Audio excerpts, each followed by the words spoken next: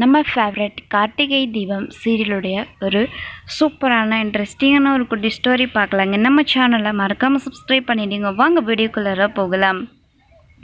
Karthik தீபாவுடைய marriage சூப்பராக நடக்க போகுது. பட் அந்த நடக்கிறதுக்குள்ள நிறைய ட்விஸ்ட்டுகளை வச்சுருக்காங்க. இப்போது ஃபர்ஸ்ட் ட்விஸ்ட் என்ன அப்படின்னு பார்த்தீங்கன்னா, நம்ம கார்த்திக் வந்துட்டு திடீர்னு கல்யாண மண்டபத்திற்கு போலீஸோட வராங்க. ஏன் அப்படின்னு பார்த்தீங்கன்னா, ரம்யாவை பற்றின சில ஃப்ராட் தனம் பண்ண அந்த விஷயத்தை பற்றி தெரிஞ்சுக்கிட்டு கார்த்திக் கையும் களவுமா ரம்யாவை அரெஸ்ட் பண்ணுறதுக்காக போலீஸோட வராங்க மண்டபத்துக்கு. என்னாச்சு, ஏன் போலீஸ் இங்கே வந்திருக்காங்க அப்படின்னு சொல்லி எல்லாரும் கேட்குறாங்க.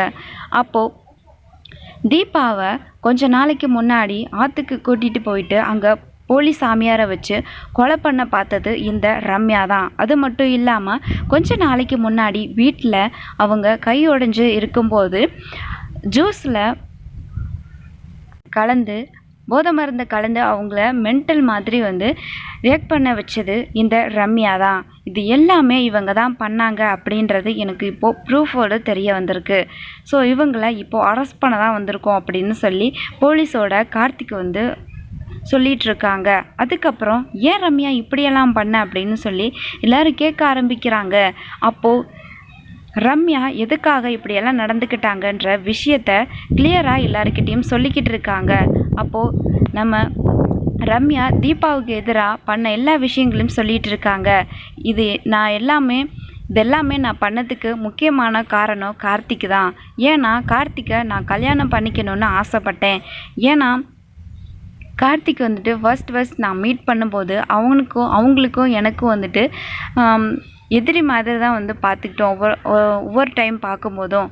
அதுக்கப்புறம் கொஞ்சம் கொஞ்சமாக கார்த்திக் எனக்கு ஒரு நல்லவராக, அதுக்கப்புறம் என்னோடய கம்பெனிக்கு எல்லா வகையிலையும் ஹெல்ப்ஃபுல்லாக இருந்தார்.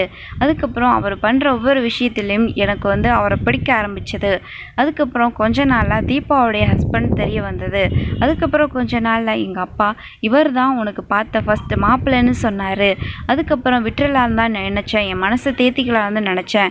ஆனாலும் தீபா கிட்ட அவர் கொடுக்குற கேரிங் எல்லாமே எனக்கு ரொம்ப பிடிக்க ஆரம்பித்தது.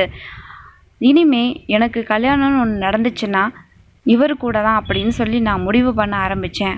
அதுக்கப்புறம் அதுக்கு தடையாக இருக்கிற தீபாவை கொல்லணும் அப்படின்னு நான் நினைக்க ஆரம்பித்தேன். அதனால தான் தீபாவை ஒவ்வொரு தடவையும் நான் கொல்லணும்னு நினச்சேன். அதில் எல்லாத்துலேயுமே மிஸ் ஆகிட்டா அப்படின்னு சொல்கிறாங்க. இப்போவும் சொல்கிறேன், தீபா என் லைஃப்பை விட்டு போயிடு, கார்த்திக் லைஃப்பை விட்டு போயிடு அப்படின்னு சொல்கிறாங்க. என்னது, நான் இவர் லைஃப்பை விட்டு போயிடணுமா? நான் அவர் பொண்டாட்டிடி அப்படின்னு அவர் லைஃப்பை விட்டு நான் ஏன் போகணும் அப்படின்னு சொல்லி தீபா ரம்யாவை சப்புன்னு ஒரு அறை விட்டுறாங்க கன்னத்திலே.